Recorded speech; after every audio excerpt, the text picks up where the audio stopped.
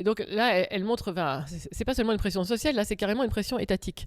C'est-à-dire qu'en Chine, le gouvernement intervient très lourdement et efficacement, enfin au sens où il arrive à ses fins, pour réguler la fécondité. Donc on sait qu'il y a eu la politique de l'enfant unique, qui a vraiment, qui s'est faite vraiment de manière assez violente, même à coup de stérilisation, etc. Donc les gens, ça fait des dizaines d'années qu'ils ont un seul enfant, et puis maintenant ils se sont complètement organisés pour ça, et ils se représentent comme ça, et ils se projettent comme ça, et ils anticipent d'avoir un seul enfant. Et un seul enfant, ça veut dire qu'on mise tout sur lui.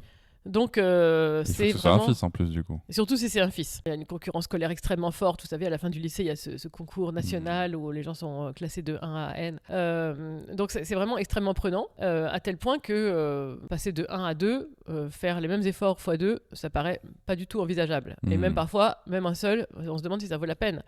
Donc le gouvernement chinois s'est rendu compte que la population vieillissait, que c'était vraiment un grand défi pour ce dont on a parlé, l'équilibre entre les générations, le financement du niveau de vie des vieux, au fur et à mesure que la population vieillit et qu'il y a moins de jeunes pour subvenir à leurs besoins.